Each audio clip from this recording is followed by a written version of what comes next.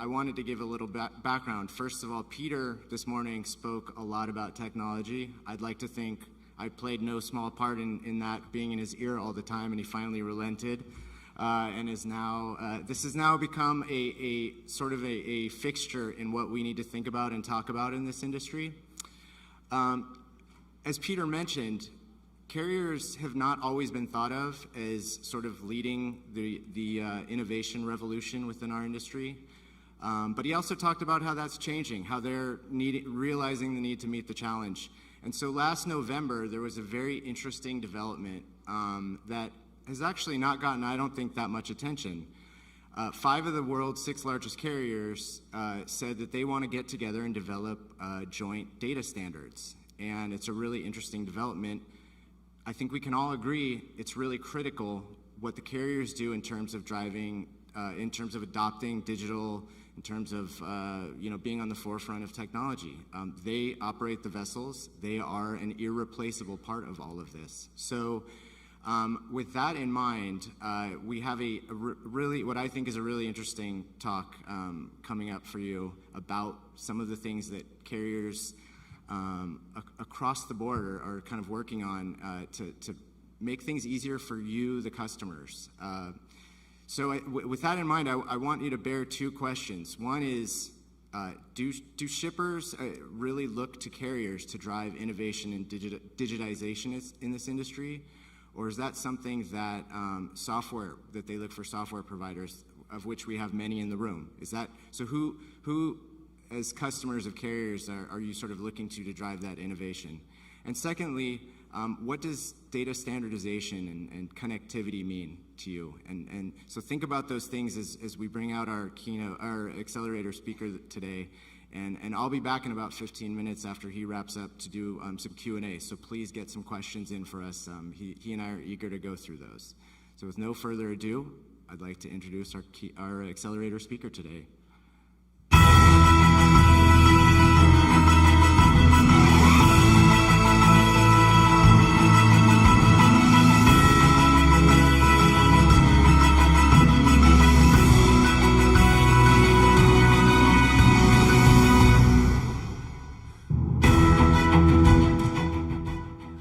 Ladies and gentlemen, please welcome to the stage André Simha, Global Chief Information Officer, MSC Mediterranean Shipping Company.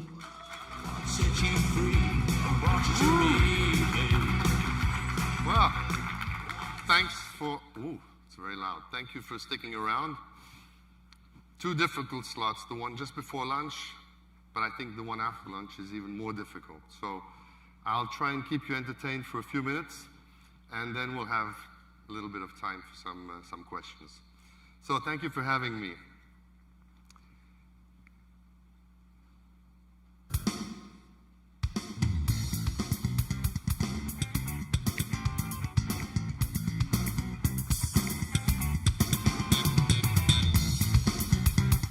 So I hope it's not too loud for you. Don't you just love a bit of music to create a mood in the room?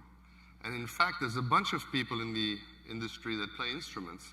I can't see anyone because of the spotlights, but I'm sure there's some of them here today.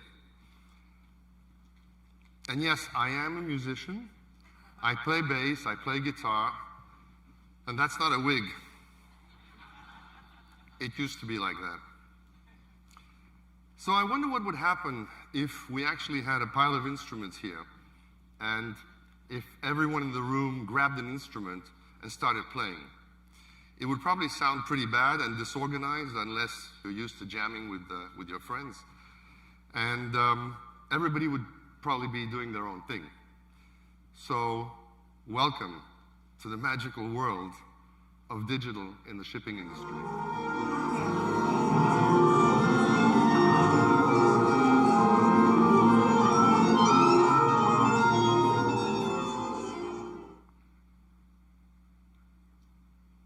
So this is what I want to talk about today. We have a big problem. Everyone is using different instruments and trying to play the same song. And so we're not acting in a very harmonized way. Now let's consider something that we do every day, whether you're on one side of the transaction or the other. shipping cargo across the Atlantic or the Pacific, which is maybe closer to this venue. And let's try to think about it from 3 different perspectives.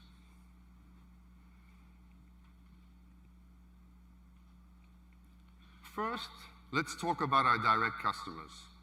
As carriers, our customers can be from the industry, they could be a freight forwarder, or anyone that wants to ship cargo or containerized cargo from A to B. And our customers, and I can tell you I see a lot of customers, even if I'm not in the commercial side, essentially want to know that their cargo is safe, secure, and that it will arrive on time. Of course, on time is not always something very precise in this industry, but they want to know this on the computer, through email, on the mobile, through applications, and of course, they want the carrier to be connected with real-time monitoring and all that for the same price. So there's another perspective, the technology suppliers, and I apologize to those that I know. This is just humoristic as an illustration. Lots of tech suppliers and startups are trying to fix the problem, and I think that some of them have very, very good ideas and great technology, but others say they're really struggling with the complexity and the diversity of this industry. I love this old picture from our 2 friends there. Now let's turn to our perspective as a carrier. While the customer requests sound pretty simple, they're often incredibly complicated, unbelievably complicated, in fact. First, there's literally thousands of transport providers, whether it's trucks, rails, feeders, and so on, that we have to deal with within the supply chain.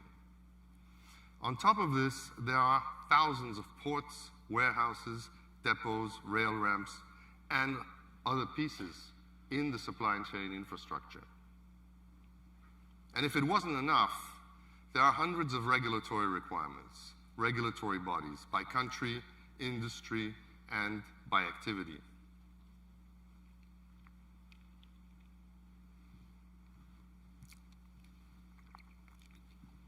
From a digital standpoint, this situation has essentially created thousands of systems operating independently.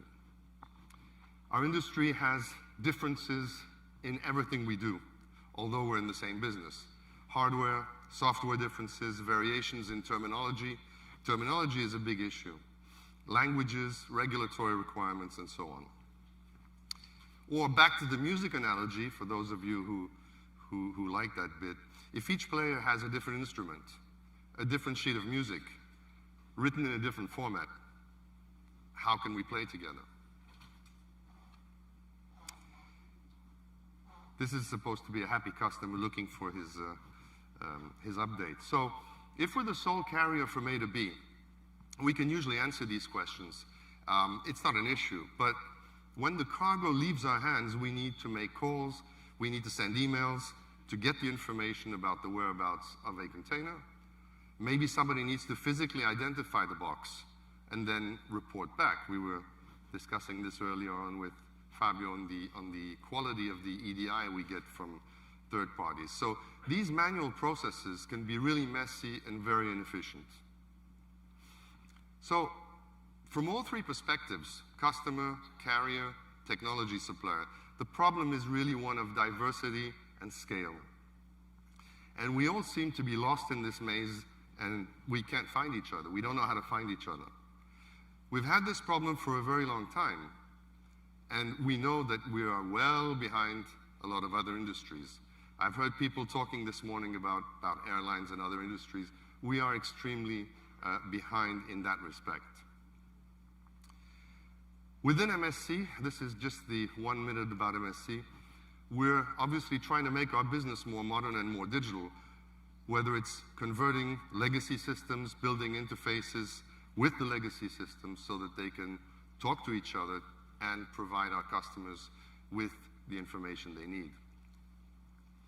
And if we take a specific example, you may have seen one of our containers outside. This is what we call the smart container. And of course, you could tell me this is not something new, but it is new in our industry. So this little box that you see up there will monitor position, movement, temperatures, shocks, and so on, and report back information. And this sounds like, this is the find of the century. Now, only if that information is integrated with data from the shipping line will the result be meaningful. And I think that's something that we need to understand. It's not a question about should I use box A, B, C, or D. It's a question of if I use a box to monitor my movements, then we all need to make it speak the same language. So here you see once again the simple example of moving goods in containers. And you don't need to actually read the slide, but it just shows you some of the basic events that we go through in the supply chain. And a smart container will report cargo status throughout the shipping process. We have geofencing in, geofencing out, possibly delays in a location, estimated time of arrival at the next location. But more importantly, it shows exceptions to allow the supply chain to react. And we accomplished this for this particular project within MSC by creating internal standards and aligning digitally. But that was limited, of course, to the scope of this project. Beyond MSC, the problem is much more complex. The scale and diversity of the industry feels very often unsurmountable. Let me go to this side a little bit. That's better, I don't have the lights in my eyes. And there's just too many pieces to the puzzle all over the world. So what do?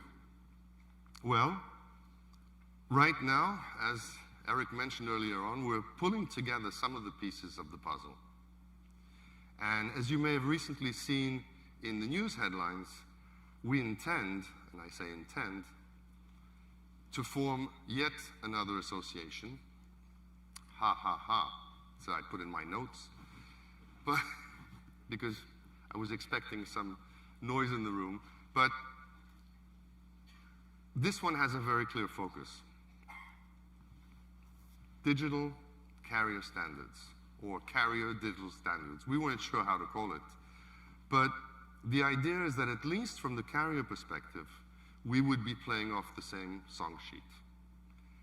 And this is not just an idea, it's happening now, subject to regulatory approval. So basically we need standards. Standard ways to talk to each other. Everything from location codes. Would you believe that in 2019, we're still arguing about location codes? Messaging standards. How do we describe the information that we exchange between ourselves, even as carriers, and with partners? And of course, regulatory definitions. So we need standards. We need to deal with interoperability problems. Is that a word that everybody knows and understands? So you know what, when we were writing this, my colleagues from marketing said, they said, you could add this phrase. So I made a note, and it says, you know what, in 5 years' time, I want to come back to TPM if they give me a slot and find that everybody can pronounce that 8-syllable word, but also understand it. Interoperability. This is where I take a break of water.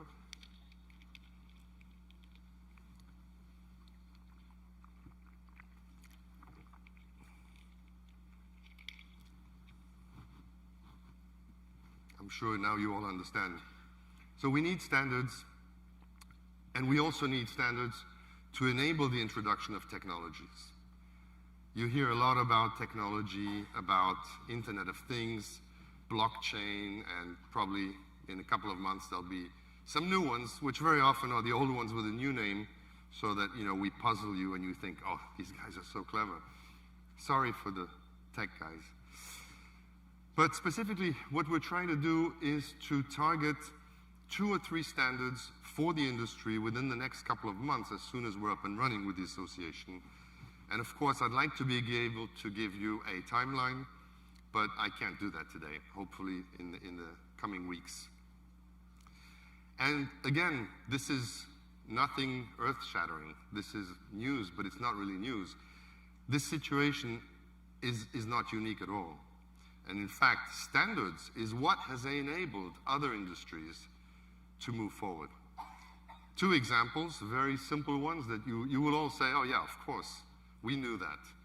So take the mobile phone industry. For those of you who are a bit older, you'll remember this. They aligned global standards for networks, for phones, and then for applications with the smartphones. And this was done because the key players got together and decided on standards and implemented them. So we tend to decide on standards in our industry, but then we don't always implement them. So you basically haven't done anything. And before these standards, in many cases, you needed a different phone depending on which country you were visiting, or you had to put your SIM card in a different phone to make it work in that country, as was the case in the US in the early days of GSM. The airlines also faced the problems, and I know I always refer to the airlines because I like to sometimes, copy what they did 20 years ago, and people say, oh, wow, how did you think about it? And I say, well, yeah, we have a bunch of very clever guys. So they faced the problem, but with a degree of collaboration, a lot of the things that annoyed the customers were resolved. And it's not by coincidence if today a lot of you have the same three-letter code on your ticket or your boarding pass to help you get to the conference, LAX or LGB. Otherwise, you might have ended up in another country. True story, probably over 20 years ago, I was meeting with some gentlemen from Korea.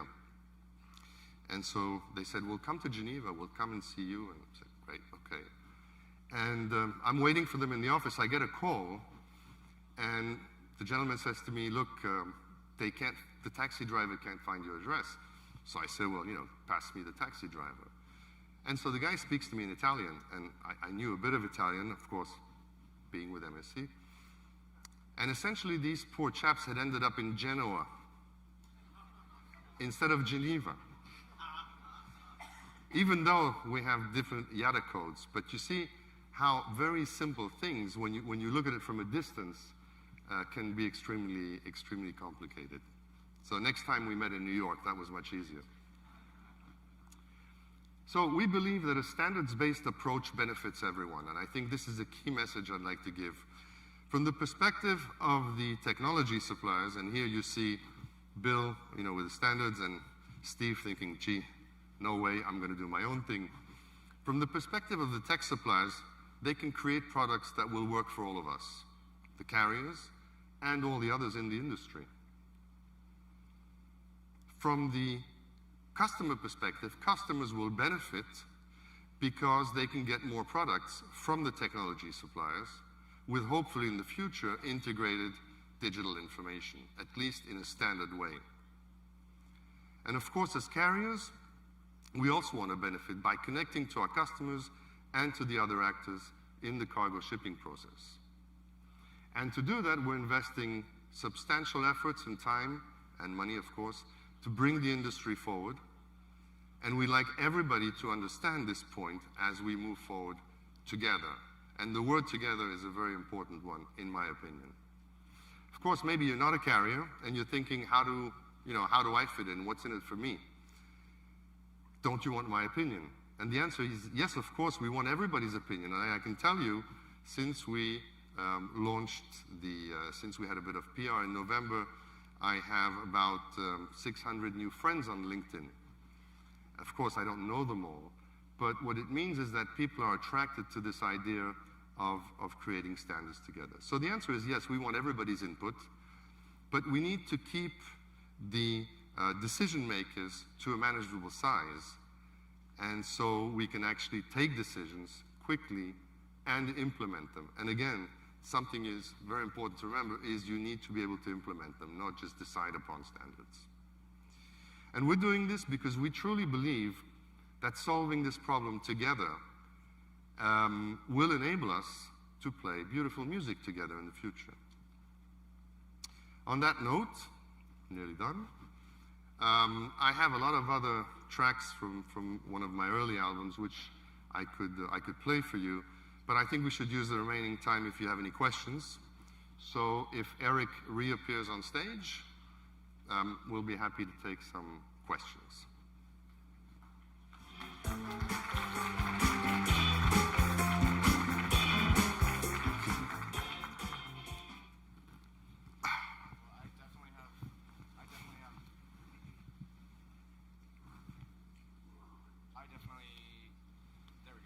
I definitely have some questions for you, Andre, and I would imagine that there's some coming in from the audience as well. I wanted to start off by getting back to something that I mentioned in the intro, which is the role that carriers play in setting standards around data, around connectivity between systems, versus what software providers do outside.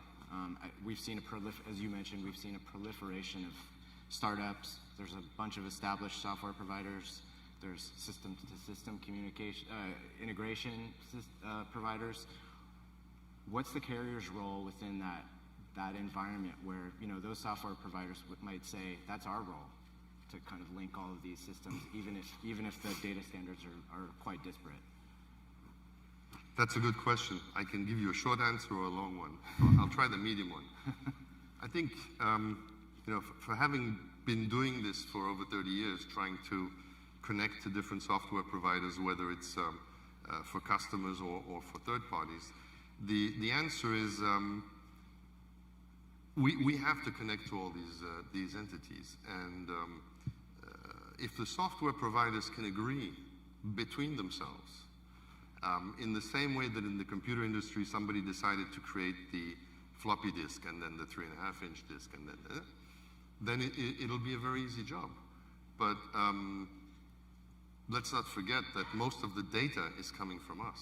Mm-hmm. And I think that's the key today, is the standards are important because that is what will allow the data to flow mm-hmm. between those different systems and allow the software companies that I truly respect, being a developer myself, to build systems that people can actually use. Yeah, that's interesting. So one other question I had was, within the context of something that we've talked about a lot already this morning, this idea of carriers trying to differentiate themselves through services, through, you know, getting deeper relationships with shippers. How does that sort of differentiation that we're seeing taking root again, how does that fit within the context of carriers trying to get together and set some standards around data? Is that a hindrance, or is that potentially an enabler of that differentiation? From my perspective, in our business, we have so many issues to resolve that technology cannot be the differentiator. The differentiator has to be the service, you know, the rates, the service. What I always say to my CEO is, you know, do your job, go and buy terminals, go and, you know, make sure we sell cargo at a good price, and I'll make sure that from a technology standpoint we can deliver what the customers need. Yep.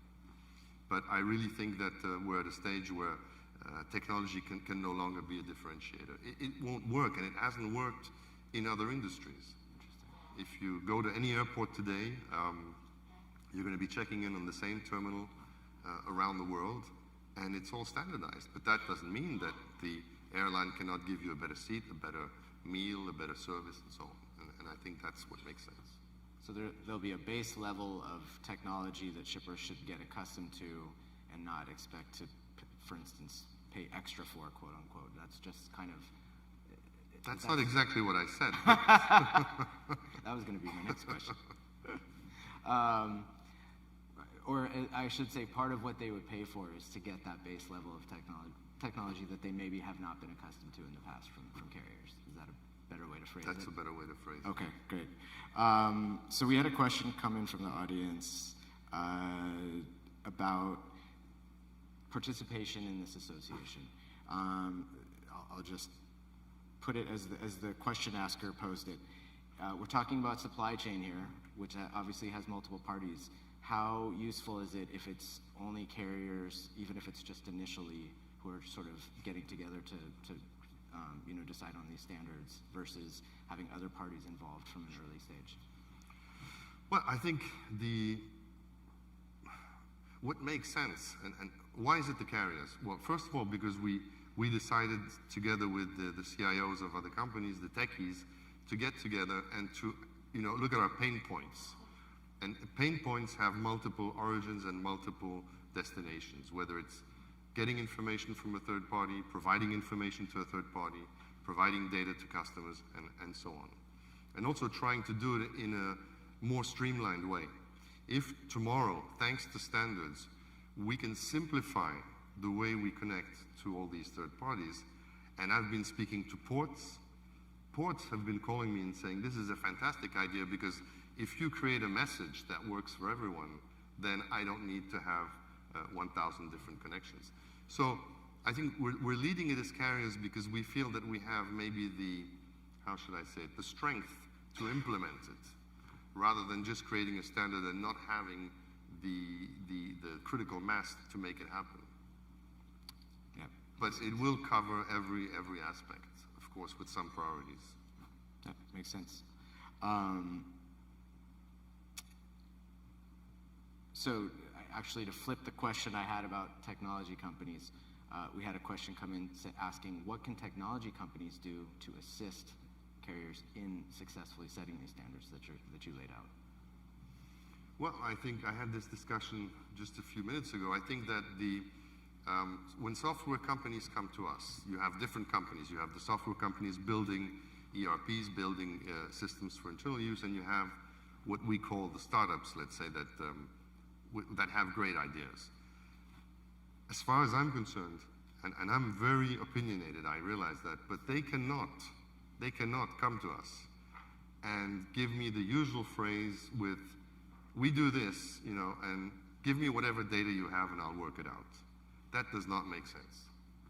Data is not enough. You need to know how to interpret it, how to interpret the information. So if everybody's providing similar data but in a different way, it's never going to be efficient. Yeah, interesting. Can you maybe walk us through, stepping back a little bit from the stepping back from the data standards question, and maybe going back a little bit and talking a bit more specifically about MSC. You've been at MSC for a while, obviously.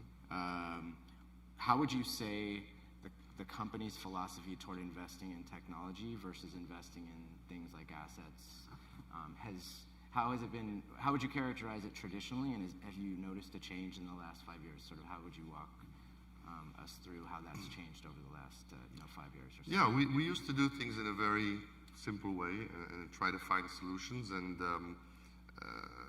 but I think that with the growth of the company and with the fact that I was knocking at the door every other day, and some of my colleagues, that's changed. And yes, we have invested, but we're investing a lot more, I would say, in people than the actual technology. Technology today is no longer something which is mysterious, and technology is more and more freely available. You can put your stuff in the cloud. It's very easy. More in the mainstream. More in the mainstream. Yeah. So we're not looking at buying, huge machinery like we used to. So I think that helps. But I think that everybody in this industry understands that we need to move forward, and there's got to be a way to do that. So we hope that this will be a bit of a trigger. Do you think, I've noticed this in conversations with a couple other carriers that I've had the fortune of meeting with over the last year. I've noticed a sense that people in a CTO or CIO position feel a little bit more empowered than they did in the past. Is that something that you talk about a lot when you're meeting with your brother? I mean, you're more in a more prominent role. It's not about keeping things going. It's about kind of driving innovation a little bit more. Yes, it's a different role, I think, today, even though I'm not 20 anymore. I'm actually 59 today. But happy birthday. Thank you. But I think we have to use our experience to move away from the day-to-day, from the machines, the development, the systems, because there's enough people who know how to do that, and we have to try to come up with the innovation. And again, in this business, I can tell you it's a tough one. Yeah. Peter, did you have a question? Oh, we're out of time? Okay. Well, I have a few more questions, but I think we are out of time. So I would encourage any of you who want to ask Andre a little bit more about what MSC is doing and about what the Carrier Association on Standards is doing to please seek him out. First of all, I wanted to say thank you again to Centerpoint for sponsoring this session. A big round of applause for Andre. Thank you. And I wanted to give you